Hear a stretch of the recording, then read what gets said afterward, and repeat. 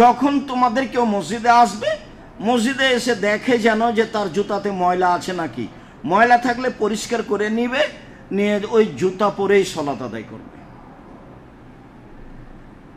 এখন কয়েকটা কথা। তার প্রথম কথা হলো যে সবাই জুতা পরেছিলেন, রাসূল সালাতের মধ্যে জুতা খুলে ফেললেন কেন? জিবরাইল বললেন যে জুতাতে ময়লা আছে। সালামের পরে বললেন তোমরা কেন খুললে? বলে আপনাকে খুলতে দেখেছি সেই জন্য। এই বাক্য দিয়ে আপনার কাছে কি প্রমাণ হয়? এই বাক্য দিয়ে অনুসরণ। সাহাবীগণ কত তৎপর ছিলেন। 4টা জিনিস দিয়ে তিনি সৃষ্টি করেছেন, এমন কোনো প্রাণী নেই যার 4টা জিনিস নেই। 1, তার হায়াত কতদিন বাঁচবে। 2, মরণ সে কবে মারা যাবে। 3, রুজি সে কি খাবে। 4, অসুখ বিসুখ, রোগ ব্যাধি। পৃথিবী সৃষ্টির 50,000 বছর পূর্বে যদি আমার নামে করোনা লেখা থাকে, আর আমি যদি আজকে পাথরের ভিতরে ঢুকি, তবু করোনা আমাকে ধরবেই। তার নাম তাকদীর। সম্মানিত দ্বীনী ভাই বোন, প্রশংসা আল্লাহর জন্য, শান্তি অবতীর্ণ হোক আল্লাহর রাসূলের উপর সাল্লাল্লাহু আলাইহি ওয়াসাল্লাম। আমরা পূর্ব থেকে অবগতিতে আছি। আমরা পূর্ব থেকেই জানি যে আমাদের মসজিদ নিয়ে আলোচনা শেষ হয়েছে। আমরা এখন সলাতের আলোচনা করতে যাব। সলাতের আলোচনায় আমাদের জন্য জরুরি যেটা, সেটা পোশাকের ব্যাপার। পোশাক পরিধান করেই সলাত আদায় করতে হবে। এ ব্যাপারে আল্লাহ তাআলা বলেন, ইয়া বানি আদম খুযু যিনাতাকুম ইনদা কুল্লি মসজিদ। হে আদমের ছেলে মেয়ে, যখন তোমরা সালাত আদায় করতে যাবা মসজিদে, তখন সুন্দর পোশাক পরিধান করো।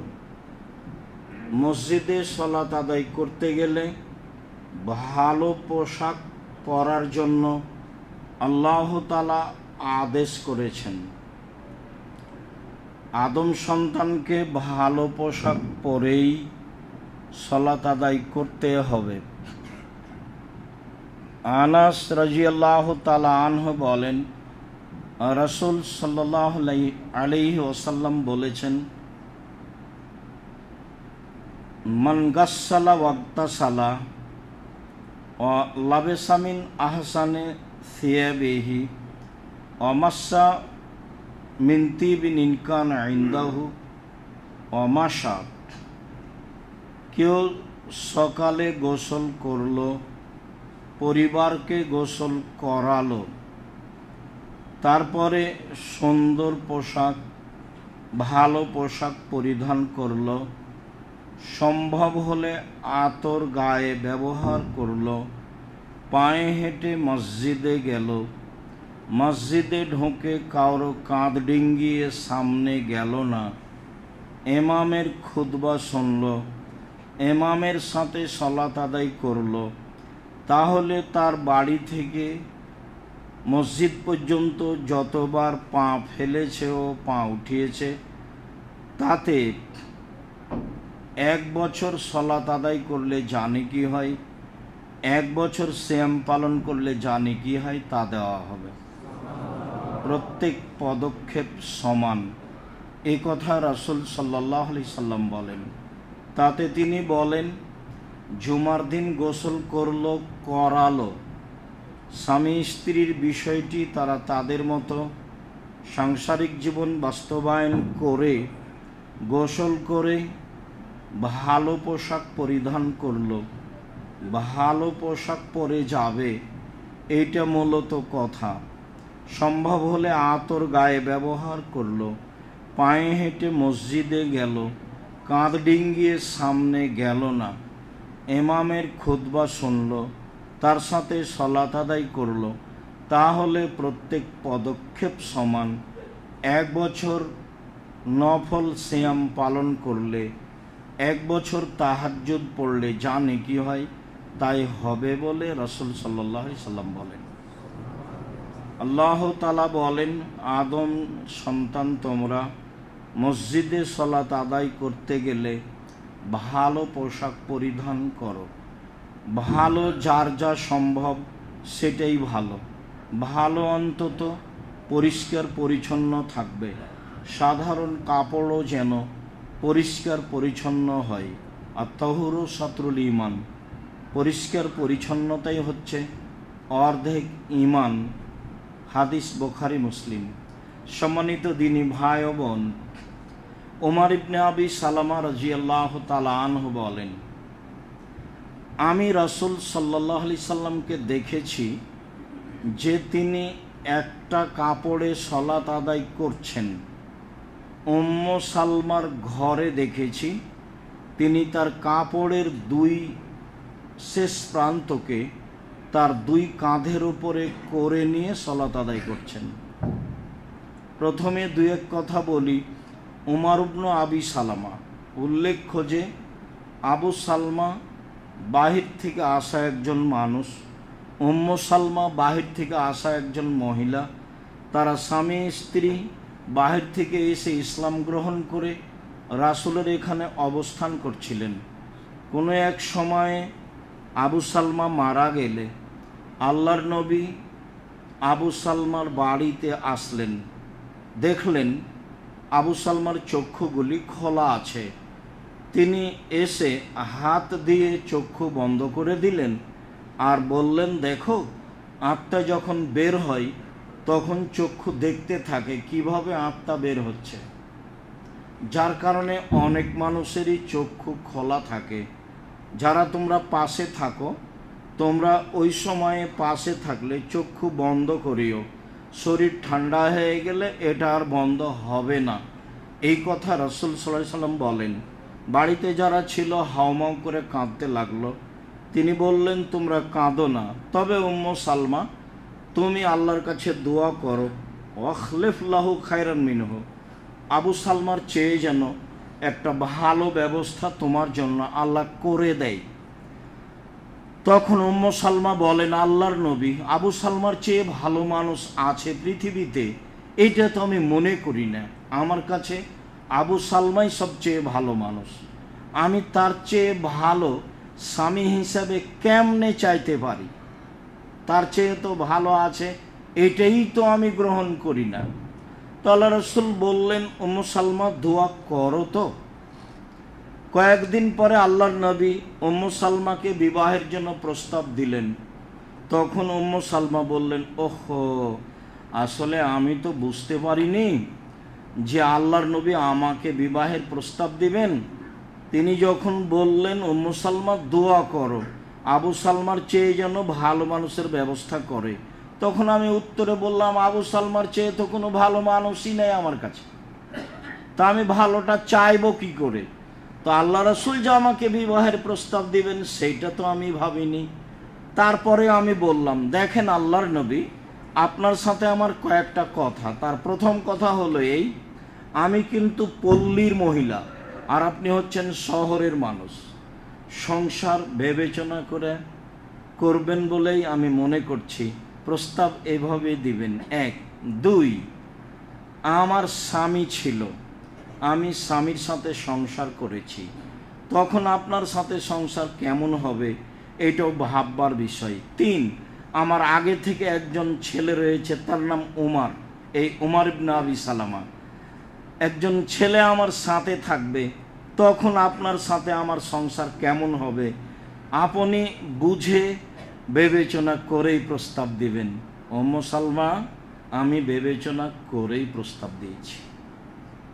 আমি জানি তুমি পল্লীর মহিলা, আমি জানি তুমি বিবাহিতা মহিলা, আমি জানি তোমার একটা ছেলে আছে। বুদ্ধিমতী মহিলা উম্মু সালমা। বিপদের দিনে যারা পরামর্শ দিতে পেরেছেন তার দ্বিতীয় উপযুক্ত বুদ্ধিমতী সুচেতন হুঁশিয়ার মহিলা হচ্ছেন উম্মু সালমা। তার আগে ছিলেন খাদিজা রাদিয়াল্লাহু তাআলা আনহা। অনেক কথা, দুই একটা কথা। রাসূল সাল্লাল্লাহু আলাইহি সাল্লাম একদা গারে হীরা থেকে এসে বললেন, খাদিজা খাসিতু আলা নাফসি, আমি ভয় পাচ্ছি, আমার যে কি হয়, হঠাৎ একজন আমার নিকটে আসলো, সে আশ্চর্য চেহারার, এরকম তো মানুষ আমি কোনোদিন দেখিনি। সে আমাকে চেপে ধরলো, ধরে বলছে পড়ো। আমি বললাম পড়তে জানি না, ছেড়ে দিল। আবার চেপে ধরে বলল পড়ো। আমি বললাম পড়তে জানি না, আমি তো অক্ষরই চিনি না। আবার চেপে ধরে বললেন পড়ো পড়ো, ইকরা বিস্মে রব্বিকাল্লাযী খালাক। আমি পড়লাম। ঘটনা এই, মনে হচ্ছে আমি মারা যাব। খাদিজা বলছেন রাদিয়াল্লাহু তাআলা, বলেন কি আপনি মারা যাবেন? মানে কখনো নহে, ভয়ে আপনি মারা যাবেন কেন? মারা যাবেন না এখন, তার এক নাম্বার কারণ হচ্ছে আপনি অসহায় মানুষের পাশে দাঁড়ান। 2, বিপদগ্রস্ত মানুষের খবর নেন।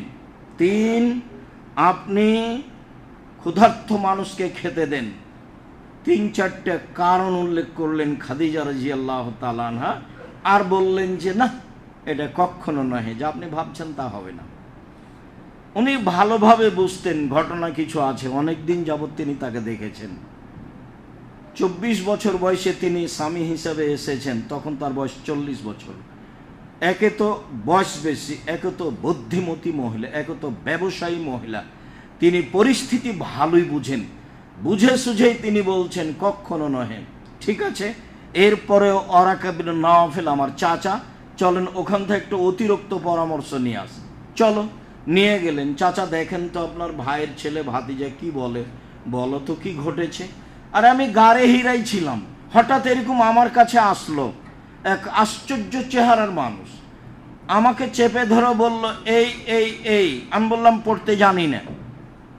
ও মোহাম্মদ, ও তো জিবরাইল, তোমাকে তো এলাকার লোক বের করে দিবে। নেন, প্রথম বাক্য হলো আহা, ও তো জিবরাইল তোমার কাছে এসেছিল, তোমাকে তো এলাকার লোক বের করে দিবে। নেন, এই দ্বিতীয় বাক্য এইটা। তখন উনি বলছেন আওয়া মুখরে জিয়া, আমার এলাকার লোক আমাকে বের করে দিবে, এটা তিনি মানলেন না। বললেন আমার চাচা চাচি দাদা দাদি এলাকাবাসী আমাকে কত ভালোবাসে, এটা হিসাব দেওয়া যাবে না। পৃথিবীর মাটিতে এমন ভালোবাসার মানুষ অতীতে ঘটেছে, এরকম বিশ্বাস করে না আমার প্রতিবেশী, আমার আত্মীয় স্বজন, আমার চাচা চাচি, আমার দাদা দাদি। বলো কি মোহাম্মদ, যার কাছে জিবরাইল এসেছে সমাজ তাকে বের করে দিয়েছে, এ কথাই ঠিক, তোমাকে বের করে দিবে, এ কথাই ঠিক। আমি যদি ওই সময়ে বেঁচে থাকি তাহলে তোমার সহযোগিতা করব। যেহেতু জিবরাইল তোমার কাছে এসেছে, কাজে এলাকার লোক তোমাকে মেনে নেবে না। ইনি হলেন খাদিজা রাদিয়াল্লাহু তাআলা। হুদায়বিয়ার যুদ্ধে কেমনে ফিরে যায়, কেউ ফিরে যেতে চাচ্ছে না, কুরবানি করতে হবে, কেউ কুরবানি করছে না। ফিরে যাব কেন, ফিরে যাওয়াটা বুঝতে চাচ্ছি না, যুদ্ধ করব তারপরে। ওমর বললেন কি ব্যাপার মোহাম্মদ, আপনি সত্য নবী নন? হ্যাঁ আমি সত্য নবী। আপনি বলেননি যে যুদ্ধ করবে, কাবা ঘরে ঢুকবো? হ্যাঁ আমি বলেছি কাবা ঘরে ঢুকবো, তবে আমি বলিনি এবছরেই ঢুকবো। এবার তিনি ওখান থেকে চলে গেলেন। উমারি আবু বকর সিদ্দিক বলেন মোহাম্মদ কি সত্য নবী নয়? হ্যাঁ সত্য নবী। মোহাম্মদ কি বলেননি যে কাবা ঘরে ঢুকবো এবছর? হ্যাঁ তিনি বলেছেন কাবা ঘরে ঢুকবো, তবে এবছরই ঢুকবো এ কথা তিনি বলেননি। মানে আল্লাহর নবী যা বলেছেন আবু বকর সিদ্দিক তাই বলেছেন, অক্ষরের কম বেশি নেই। এখন পরিস্থিতি খুব প্রতিকূলে, কেউ যেতে চাচ্ছে না। বলছেন উম্মু সালমার কাছে, উম্মু সালমা কি করা যায় পরামর্শ দাও তো। কেউ যে কুরবানি করছে না, কেউ যে ফিরে যেতে চাচ্ছে না। তো উম্মু সালমা বলছেন অত চিন্তা করছেন কেন, আপনি আপনার কুরবানিটা করে ফেলেন তো, তারপর দেখেন, আপনি গিয়ে জবে করেন আপনারটা। তো ঠিকই স্ত্রী উম্মু সালমার কথা শুনে যখন আমারটা জবে করে দিলাম, দেখি সবাই নিজে নিজে করে দিল। ইনি হচ্ছেন উম্মু সালমা। বুদ্ধির অভাব ছিল না, তিনি ভালো বুঝেছিলেন, বিবেচনা করেই প্রস্তাব দিয়েছে উম্মু সালমা। সেই ঘরের আগের ছেলে হলো এই উমর ইবনে আবি সালমা। এই উমারই বলছেন আমি রাসূলের সাথে একবার খেতে বসেছিলাম, আগের ঘরের ছেলেকে নিয়ে তিনি খেতেন।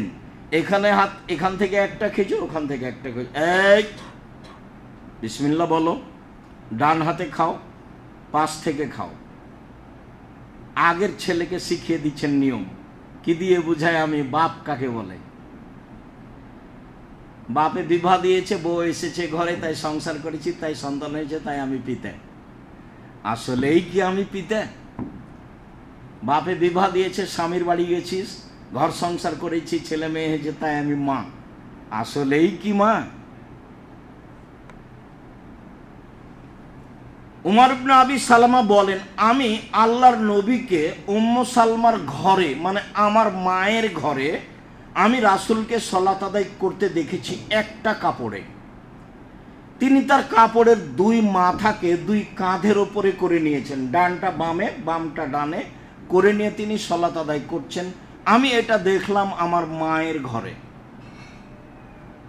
হাদিস বুখারী মুসলিম। সালাতে দুই কাঁধ ঢাকা থাকবে। আবু হুরায়রা রাদিয়াল্লাহু তাআলা আনহু বলেন, রাসূল সাল্লাল্লাহু আলাইহি সাল্লাম বলেছেন, অবশ্যই তোমাদের কেউ যখন সালাত আদায় করবে তখন তার কাপড়ের দুই প্রান্ত যেন তার দুই কাঁধের উপরে থাকে। আবু হুরায়রা রাদিয়াল্লাহু তাআলা আনহু বলেন, রাসূল সাল্লাল্লাহু আলাইহি সাল্লাম বলেছেন, ইজা সাল্লা আহাদুকুম, যখন তোমাদের কোনো ব্যক্তি সালাত আদায় করবে, ফালইউখালিফ বাইনা আতিকাইহি বাইনা তারাফাইহা আলা আতিকাইহি, অবশ্যই কাপড়ের দুই প্রান্ত যেন কাঁধের দুই দিকে করে নেই। হাদিস বুখারী মুসলিম। মহিলাদের সর্বাঙ্গই ঢেকে রাখতে হবে। আলমারাতু আওরা, মহিলারা হচ্ছে ঢেকে রাখা বস্তু। তবে স্বাভাবিকভাবে মুখমণ্ডল হাতের কবজি খুলতে পারে। হাদিস সহিহ। উত্তম ঢেকে রাখা। আয়েশা রাদিয়াল্লাহু তাআলা আনহা বলেন, রাসূল সহ সবাই চলে গেলেন। আমি পেশাব পায়খানার কাজ সেরে এসে দেখছি কেউ নেই, সবাই চলে গেছে। আমি চিন্তা করলাম, আমি যদি এখন কোথাও চলে যাই, তারা এখানে আসলে আমাকে খুঁজে পাবে না, আমি এখানেই থাকি। কিছুক্ষণের মধ্যে সাফওয়ান ইবনে মুআত্তাল নামে একটা লোক আমাকে দূর থেকে দেখে বলছে, ইন্না লিল্লাহি ওয়া ইন্না ইলাইহি রাজিউন। ইন্না লিল্লাহ। আয়েশা কেন এখানে? আমি তার কণ্ঠটা শুনে দ্রুত মুখমণ্ডল ঢেকে নিলাম। ঢেকে রাখা ভালো, খোলা যায়। তিনি আমাকে এই বাক্য ছাড়া আর কিছু বলেননি, যে উটের উপরে উটটা বসালেন। আর ইন্না লিল্লাহ ছাড়া, ইন্না লিল্লাহি ওয়া ইন্না ইলাইহি ছাড়া তিনি আর কিছু বলেননি। উটটা বসালে আমি উঠে বসলাম। তিনি উটটা নিয়ে যেতে লাগলেন। বাড়িতে পৌঁছিলাম বা রাসূলের কাছে পৌঁছলাম। পৌঁছিতেই মুনাফিকেরা বলল, দেখেছো আয়েশা সাফওয়ান ইবনে মুআত্তালের সাথে জেনা করেছে, তার সামনে অন্যায় লিপ্ত হয়েছে, যা হওয়ার তাই হলো, ইফকের ঘটনা পৃথিবীর মানুষ জানে। তিনি বললেন, আমি 29 দিন যাবৎ চোখের পানি বন্ধ করিনি। আমাকে একদা আল্লাহ রাসূল এসে বলছেন, আয়েশা অন্যায় করে থাকলে বলো করেছি, আর অন্যায় না করে থাকলে বলো করিনি। আয়েশা বলছেন, বলেন কি আপনি? আমি যদি বলি হ্যাঁ, তাহলে মিথ্যা হবে সত্য, আর আমি যদি বলি না, জনগণ বলবে কইরা বলছে না। অতএব আমি এখন কিছু বলতে পারি না। সাবরি কা সাবরে আবে ইউসুফ, আমার ধৈর্য হলো ইউসুফের বাপের ধৈর্যের মতো। ইউসুফের বাপ 25 বছর যাবৎ ছেলে হারিয়ে ধৈর্য ধারণ করেছিলেন, আমি ধৈর্য ধারণ করতে পারি না। আমি আপনার এই পরামর্শ গ্রহণ করলাম না। 29 দিন পরে আল্লাহ বললেন, আয়েশা অন্যায় করেনি। আমি বললাম, আমার বাপ মা বলল, আয়েশা তোমার স্বামীর কাছে গিয়ে ক্ষমার কথা বলো না। কেন আমি ওখানে যাব? যিনি আমাকে পবিত্র করেছেন আমি তার প্রশংসা করি। আমি ভাবছিলাম যে মুহাম্মদ সাল্লাল্লাহু আলাইহি সাল্লাম কোনো এক সময় আমাকে বলবেন যে আয়েশা তুমি পবিত্র, কোনো সমস্যা নেই, কিন্তু আল্লাহ আমাকে বলবেন এইটা আমি মনে করিনি। যাক, আলহামদুলিল্লাহ। সম্মানিত দিনী ভাই বোন, মহিলাদের সম্পূর্ণই ঢেকে রাখতে হবে। পুরুষেরা দুই কাঁধ ঢাকবে, সালাতের সময় জরুরি। নাভি থেকে নিয়ে হাঁটু পর্যন্ত ঢেকে রাখতেই হবে, বাধ্য। সেন্ডো গাঞ্জি গায়ে দিয়ে সালাত হবে না, এই জন্য যে দুই কাঁধ ফাঁকা থাকে। হাতলা গেঞ্জি গায়ে দিয়ে সালাত হবে। এক কাপড়েই সালাত আদায় করা ভালো। দুই কাপড় সালাত আদায়, এক কাপড়ে সালাত আদায় করা যায়, দুই কাপড়ে সালাত আদায় করা উত্তম। আয়েশা রাদিয়াল্লাহু তাআলা আনহা বলেন, সাল্লা রাসূলুল্লাহ সাল্লাল্লাহু আলাইহি সাল্লাম বিখামিসাতি হাজিহি, আমার এই চাদর গায়ে দিয়ে আল্লাহ রসুল সালাত আদায় করলেন। ওয়ালাহা আলামুন, চাদরে ছিল নকশা। ফানাজারা ইলা আলামিহা নাজরাতান, তিনি নকশার দিকে লক্ষ্য করলেন। ফালামা ইনসারাফা, সালাত শেষ করলেন। সালাত শেষ করে বললেন, দেখো, ইযহাবু বিখামিসাতি হাজিহি ইলা আবি জাহাম ওয়া আতুনি বিহি আমবেজানিয়া, এই চাদর আবু জাহাম আমাকে উপঢকন দিয়েছে, তোমরা এটা তার কাছে নিয়ে যাও। আমবেজানিয়া নামে একটি চাদর আছে, যাতে কোনো নকশা নেই, সেই চাদর নিয়ে আসো। আল হাতনি আনেফান আন সলাতি, এই চাদর এখনই আমাকে সলাত থেকে বেখিয়াল করে দিয়েছিল। এই চাদর আমাকে সলাত থেকে অমনোযোগী করেছে। এই সলাত আমার এই চাদর আমার একাগ্রতা নষ্ট করেছে। অতএব এই চাদর পরে আমি সলাত আদায় করব না। সাদা কাপড় পরিধান করা সবচেয়ে উত্তম, রঙিন হলে এক রঙেরই উত্তম। সাথে সাথে নকশাপূর্ণ চাদর কাপড় পরিধান করা থেকে বেঁচে থাকা ভালো। আপনার পিছনে যারা আছে, আপনার পাঞ্জাবি দেখতে দেখতেই সলাৎ শেষ হবে, আপনার জামার কালার দেখতে দেখতেই সলাৎ শেষ হবে। এই জন্য পশ্চিম দেওয়ালে যে কোনো নকশা নিষিদ্ধ। আয়েশা রাদিয়াল্লাহু তাআলা, আনাস রাদিয়াল্লাহু তাআলা আনহু বলেন, কানা কিরামাল্লে আয়েশাতা, আয়েশার একটি চাদর ছিল। ফাসাতারাত বিহি জানেবা বাইতেহা, এই চাদরটা দিয়ে তিনি বাড়ির এক পার্শ্ব ঢেকেছিলেন, ভালো লাগবে মনে করে। রাসূল সাল্লাল্লাহু আলাইহি সাল্লাম, আয়েশা আমিতি কেরামাকে, আমিতি আন্না কেরামাকে, আয়েশা তোমার এই চাদরটা এখান থেকে সরাও। ফিহা তাসাবির লা তাজালু তাসাবির তারিজু লি ফি সালাতি, এই চাদরে ছবি আছে, এই ছবি সর্বদা আমার সলাতের মধ্যে সামনের দিকে এসে পড়ছে, এতে আমার সলাতের একাগ্রতা নষ্ট হচ্ছে। আয়েশা তুমি এই চাদরটি আমার সামনে থেকে সরাও। বুঝা গেল, নকশাপূর্ণ জায়নামাজ চলবে না।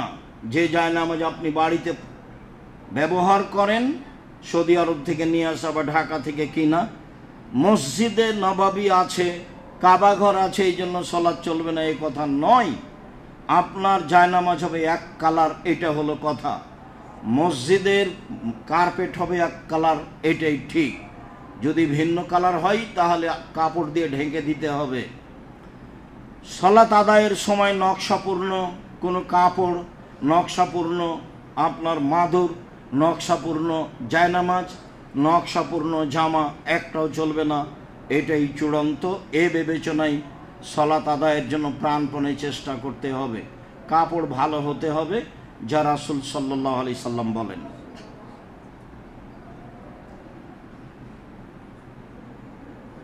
আয়েশা রাদিয়াল্লাহু তাআলা আনহা বলেন, রাসূল সাল্লাল্লাহু আলাইহি সাল্লাম বলেছেন, লা তুকবালু সালাতুল হায়েজ ইল্লা বিখিমারিন, যারা বয়সপ্রাপ্ত মেয়ে মহিলা, যারা যুবতী মহিলা থেকে নিয়ে উপরে কোনো মহিলার সলাত হবে না পূর্ণ শরীর ঢেকে নেওয়া ছাড়া। চাদর বলতে আগে যেই সময়ে খালা ফুফুরা আত্মীয় স্বজনের বাড়ি যেত, তখন একটা বড় চাদর গায়ে দিত, তা পুরো শরীর ঢাকা থাকতো মাথা থেকে নিয়ে। সামনে মানুষজন পড়লে তারা রাস্তা ছেড়ে দিয়ে এক পাশে দাঁড়াতো, তারপরে মানুষটা রাস্তা থেকে চলে গেলে আবার হাঁটতো। এমনটা দৃশ্য আমার খুব ভালো মনে আছে।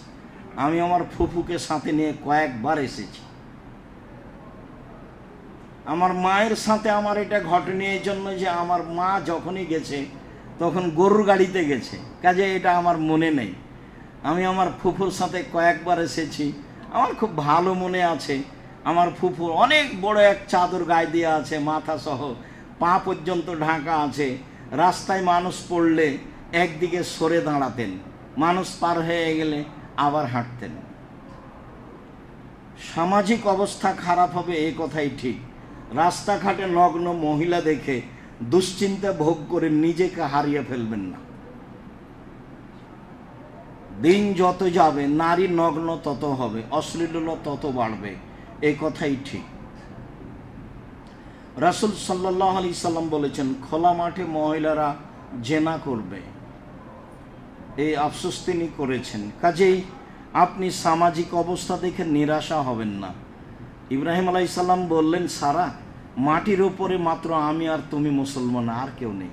তাই ইব্রাহিম আলাইহিস সালামের চলে মাত্র দুইজনে, আপনার চলে না? তারাই দুইজন মুসলমান, আর কেউ নেই, সমাজে কেউ নেই। তো ইব্রাহিম আলাইহিস সালামের চলে, আপনার আর আমার চলে না। পরিস্থিতি দেখে হতাশা হওয়ার কিছু নেই। পরিস্থিতি যদি আপনাকে কাবু করতে পারে তাহলে বুঝতে হবে আমি ঈমানে দুর্বল রয়েছি। সম্মানিত দ্বীনী ভাই বোন, সালমা ইবনে আকওয়া রাদিয়াল্লাহু তাআলা আনহু বলেন, আমি বললাম, আল্লাহর নবী, ইন্নী রাজুলুন আসিব, আমি হচ্ছি শিকারী মানুষ, আমি শিকার করে বেড়াই মাঠে ঘাটে। আফা উসাল্লি ফিস সাবিল ওয়াহিদ আও ফিল কামিসিল ওয়াহিদ, আমি একটা জামা পরে সালাত আদায় করতে পারি? আল্লাহ রাসূল বলেন, নাম, হ্যাঁ পারো। ওয়াজরুহু বিশাওকাতিন, তবে একটা জামার সামনের দিকে বুতাম লাগিয়ে নিও। মানে বড় জামা আছে তো সামনের দিক সাধারণত খোলা থাকে বা কিছু ফাঁকা থাকে, কিছু সেলাই করা থাকে। তো আল্লাহ রাসূল বললেন যে বুতাম লাগিয়ে নিও, না থাকলে অন্তত কাঁটা দিয়ে, কাঁটা অজরুরহু, এটা জোড়া দিয়ে নিও, দুই দিক থেকে টেনে জমা করে নিও, কাঁটা দিয়ে হলেও। মানে শেষ এইটে, তোমার কাছে যা আছে আছে, তুমি শেষ অন্তত এইটা করিও।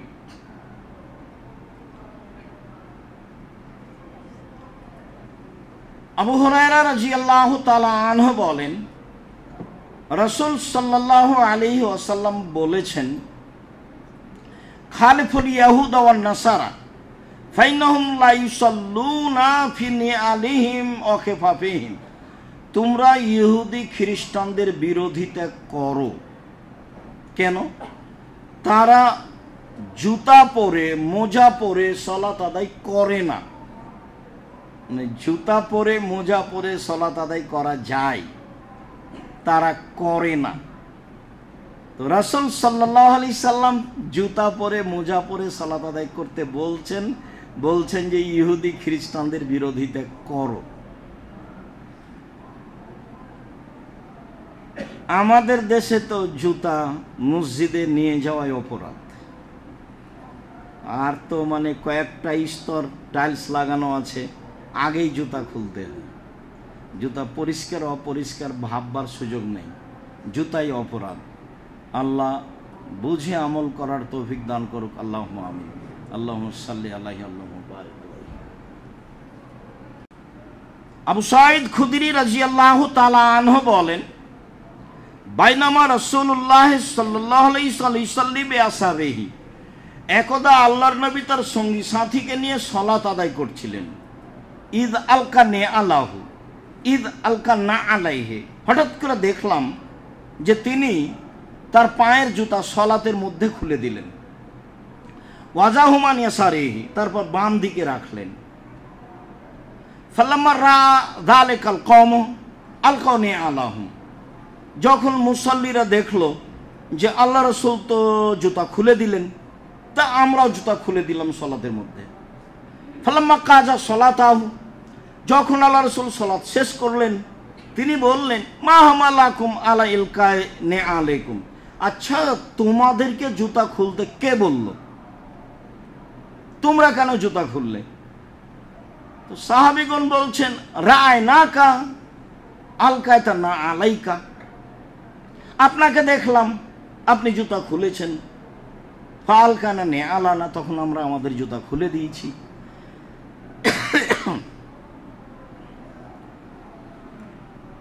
রাসূল সাল্লাল্লাহু আলাইহি সাল্লাম বললেন, দেখো আন্না জিবরাইল আতানি ফাখবারানি, জিবরাইল এখনই আমার কাছে এসেছিলেন সালাতের মধ্যে, এসে আমাকে বলছেন, না ফিহিমা কাদারান, আপনার জুতাতে ময়লা আছে, আপনি এই জুতা খুলে দেন। তাই আমি খুলে দিয়েছি।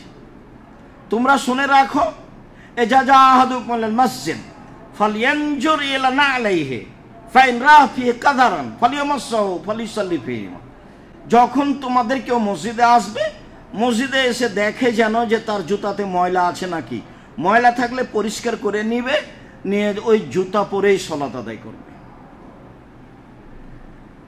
এখন কয়েকটা কথা। তার প্রথম কথা হলো যে সবাই জুতা পরেছিলেন, রাসূল সালাতের মধ্যে জুতা খুলে ফেললেন। কেন? জিবরাইল বললেন যে জুতাতে ময়লা আছে। সালামের পরে বললেন তোমরা কেন খুললে? বলে আপনাকে খুলতে দেখেছি সেই জন্য। এই বাক্য দিয়ে আপনার কাছে কি প্রমাণ হয়? এই বাক্য দিয়ে অনুসরণ। সাহাবীগণ কত তৎপর ছিলেন অনুসরণে, কত তৎপর ছিলেন অনুসরণে। সালাতে যা করতে দেখেছেন তাই করছেন, অথচ করা প্রয়োজন ছিল না। তিনি বললেন তোমরা জুতা খুললে কেন? আপনাকে খুলতে দেখলাম এই জন্য। আরে জিবরাইল আমাকে এসে বললো তো আপনার জুতাতে ময়লা আছে, তাই আমি খুলে দিয়েছি। তো তোমাদের জুতাতে কি ময়লা আছে? তোমরা জুতা পরে মসজিদে আসবা, এসে দেখবা যে জুতাতে ময়লা আছে নাকি, যদি থাকে তাহলে মুছে দিয়ে দে, জুতা পরেই সালাত আদায় করিও। এই অনুসরণের কথা বলতে মধ্যখানে একটা কথা বলে রাখছি, দিনী ভাই বোন খুব ভালোভাবে মনে রাখবেন। রাসূল সাল্লাল্লাহু আলাইহি সাল্লামের কথাকে প্রাধান্য দিতে হবে। পৃথিবীর কোনো মানুষ তার কথা প্রাধান্য দিতে হবে এরকম যোগ্যতা কেউ রাখে না, এমনকি উমর রাদিয়াল্লাহু তাআলা আনহু নয়। আল্লাহর নবী 23 বছর জীবনে কোনো একদিন কাতার সোজা করুন, প্রাচীরের মতো দাঁড়ান, ফাঁকা বন্ধ করুন, এই কথা না বলে সালাত আরম্ভ করেননি কোনো একদিন। 23 বছরে কোনো একদিন এই কথা না বলে সালাত আদায় করেননি। মানে বলেছেন কাতার সোজা করুন, প্রাচীরের মতো হয়ে দাঁড়ান, ফাঁকা বন্ধ করুন। আমি দেখতে পাচ্ছি শয়তান ছাগলের বাচ্চার মতো হয়ে তোমাদের মধ্য দিয়ে প্রবেশ করছে। এই কথাগুলি না বলে 23 বছরের জীবনে কোনোদিন সালাত শুরু করেছেন তার প্রমাণ নেই, অথচ সাহাবীগণ সোচ্চার, দেখলেই করেন। না, ভালো করে বুঝাতে পারলাম না। সাহাবীগণকে এত বলা লাগবে না, দেখতে পাচ্ছেন না যে দেখলেই করেন। বলার অবকাশ হয়নি সালাম ফিরার পরে, আমি যখন জুতা খুললাম তোমরা খুললে না কেন? এটি কি বলার প্রয়োজন হয়েছে? তোমরা জুতা খুললে কেন? না, আপনাকে খুলতে দেখেছি তাই খুললাম। আপনি আপনাকে একটা অনুসরণ দেখাচ্ছি। আল্লাহ রাসূল 23 বছরে কোনো একদিন এভাবে না বলে সালাত শুরু করেননি। এটা সময় দেওয়া আছে কিয়ামত পর্যন্ত, কে যদি প্রমাণ করতে পারে। সেদিন থেকে বক্তব্য আর দিব না, এই কথা বলেছি, সেদিন থেকেই শেষ, জাতির সামনে আর আসবো না ইনশাল্লাহ। কথা কথা, বাকি সময় বাড়িতে থেকে যাব। কেউ যদি প্রমাণ করে দিতে পারে আল্লাহ রাসূল জীবনে কোনো একদিন মুসল্লির দিকে মুখামুখি না হয়ে কাতার সোজা করুন, প্রাচীরের মতো হয়ে দাঁড়ান, ফাঁকা বন্ধ করুন, এই কথা না বলে সালাত শুরু করেছেন, এটা প্রমাণ হয়ে গেলে আমি আব্দুর রাজ্জাক বিন ইউসুফ জিন্দেগি তার বক্তব্য দেব না। 30 বছর থেকে বলে আসছি, 1-2 দিন থেকে নয়। অথচ আপনার মসজিদে ইমাম ওইদিকে মুখ করে আছেন, কেবলার দিকেই, আর মুয়াজ্জিন বলছেন একামাত দিচ্ছে। যখন কাদকামাতি সালা পর্যন্ত গেছে তখন উনি বলছেন আল্লাহু আকবার। এর নাম অনুসরণ? হাতে চুমা দিলে অনুসরণ হয়, বুকে হাত মারলে অনুসরণ হয়, জন্মদিনে এভাবে মিলাদ করলে অনুসরণ হয়? অসম্ভব। তার কর্ম বাস্তবায়ন করলে জীবনে তার নাম অনুসরণ। যে ধর্মে 1 গ্লাস পানি পান করলে 5টা বিধান লাগে, সে ধর্মের সালাত এমনিতেই শুরু হবে, এই কথা ঠিক নয়। সম্মানিত দিনী ভাই বোন, বলছিলাম আবু হুরায়রা রাদিয়াল্লাহু তাআলা আনহু বলেন রাসূল সাল্লাল্লাহু আলাইহি ওয়াসাল্লাম বলেছেন ইজা সাল্লা আহাদুকুম ফালা ইয়াদা না আলাইহি আন ইয়ামিনিহি, তোমাদের কেউ যদি সালাত আদায় করে তখন সে যেন জুতা খুলে ডান দিকে না রাখে, ওয়ালা আন ইয়াসারিহি, তার বাম দিকে না রাখে। কেন? ওয়া ইয়াকুনু আন ইয়াসারিহি গায়রা রাজুলিন ইয়ামিনু গায়রা রাজুলিন, বাম দিকে রাখলেই তো আর একজনের ডানে হলো। তুমি জুতা খুলে ডান দিকে রাখো না, কেন তোমার ডানে হলো? তো তোমার জুতা খুলে বাম দিকে রাখো না, কেন আর একজনের ডানে হলো? তাহলে জুতা খুলে ডানে রাখা যায় না, বামে রাখা যায় না।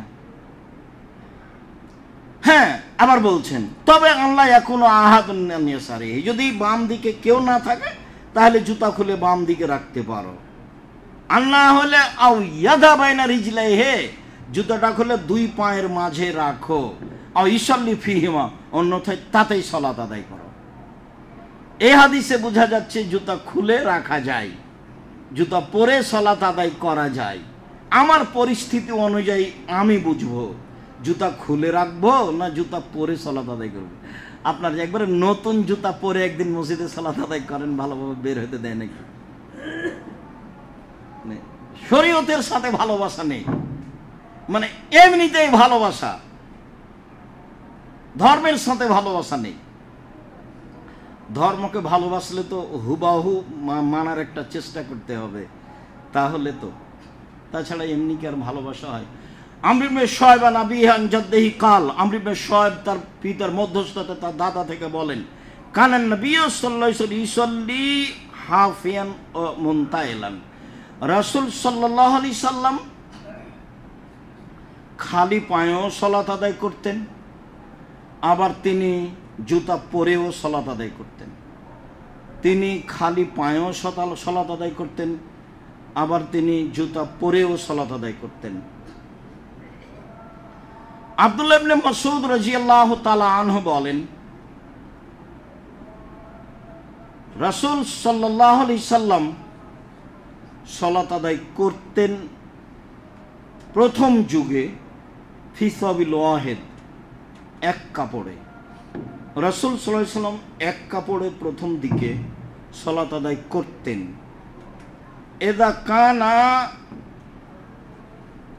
এদা কানা সব কিল্লা, যখন কাপড় কম ছিল তখন। ফালাম আল্লাহ তাআলা, যখন আল্লাহ তাআলা অর্থ সম্পদ বেশি করে দিলেন তখন as-salatu fi thawbayn আজকা, তখন দুই কাপড়ে সালাত আদায় করাই উত্তম।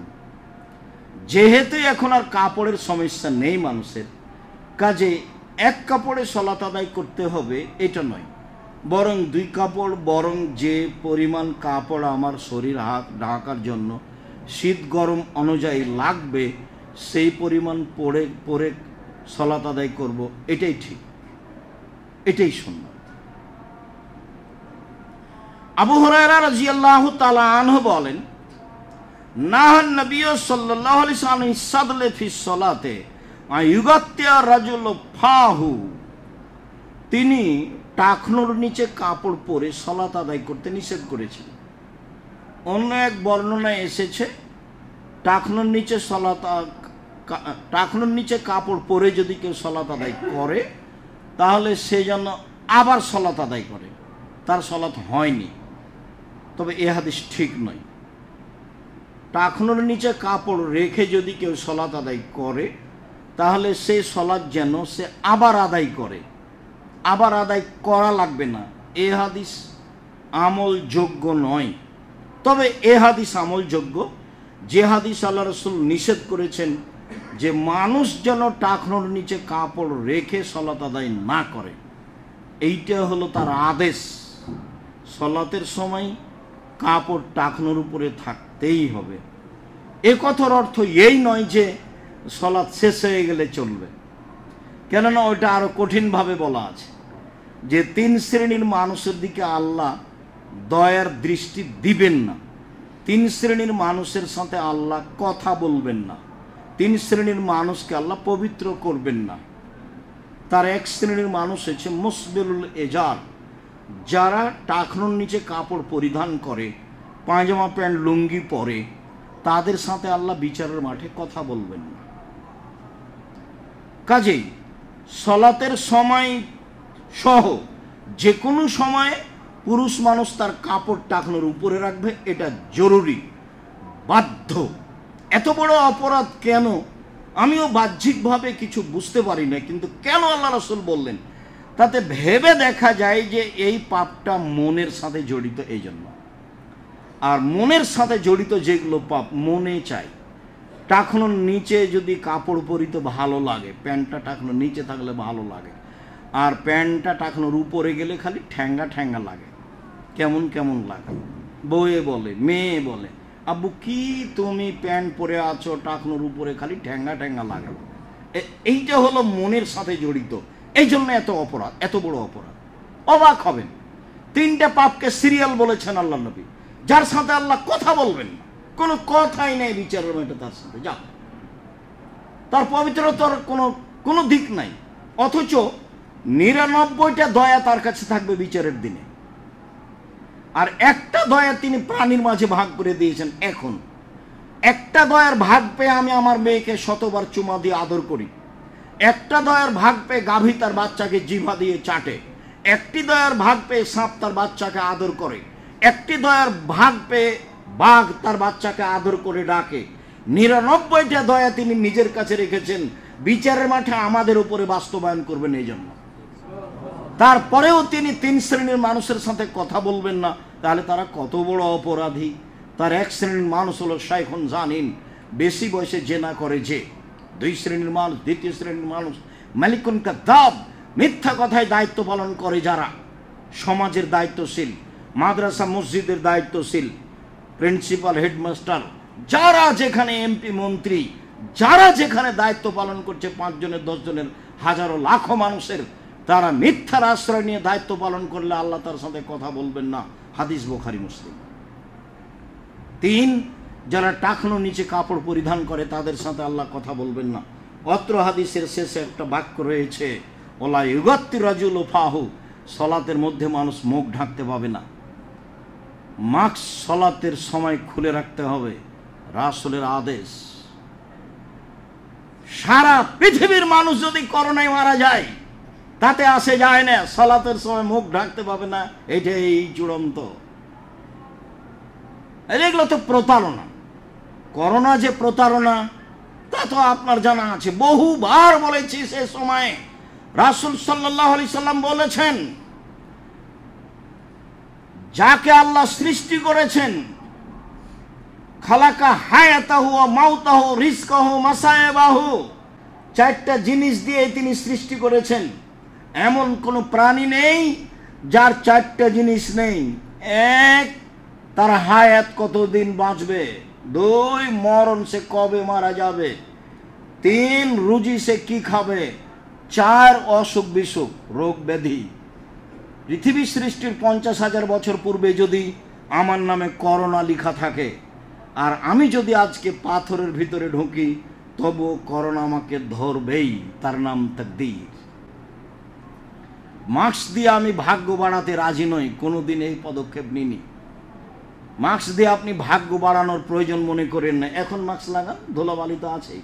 ধুলাবালি দেখবেন, ঘরের জানালা খুলে রাখেন, আলোটা ভিতরে আসুক, তখন আপনি দেখেন তাকিয়ে কত ধুলাবালি আছে।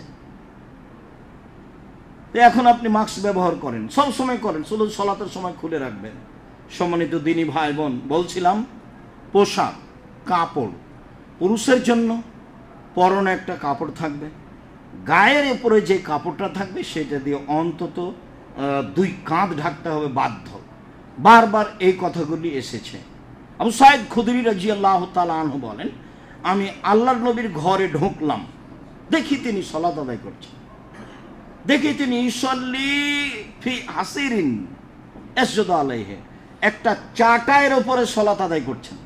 হয়তোবা সেটা চামড়ার চাটাই, হয়তোবা সেটা খেজুরের রশির চাটাই, এমনটা হতে পারে। খুব একটা যে সুবিধাজনক তা নয়, কেননা অন্য হাদিসে দেখেছি যে তিনি চামড়া বিছিয়ে সালাত আদায় করছেন। তো আপনিও জায়নামাজ বিছিয়ে সালাত আদায় করতে পারেন। আমি আপনাকে আন্তরিকভাবে, আপনি আমার দিনী ভাই, দিনী বোন হিসেবে আপনাকে আমি অনুরোধ জানাচ্ছি, আপনি এই জায়নামাজ ফেলে দেন যেটা আপনি ব্যবহার করছেন, সেটা যতই দামি হোক না কেন।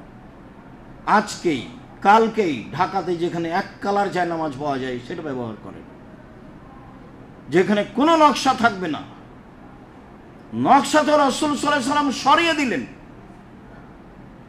আর ওরকম কোনো চাদর যদি জানালা দরজা লাগা থাকে তো আল্লাহ রাসূল ঢুকে তাকে ছিঁড়ে ফেলতেন। ছবি মূর্তির তো কোনো প্রশ্নই আসে না। ছবি মূর্তির সাথে আপনার ভালোবাসা কেন এত, তা আমাদের বুঝে নেই। আপনার বাড়িতে পুতুল কেন আপনার ছেলে মেয়ের হাতে, সেটা আমরা বুঝি না।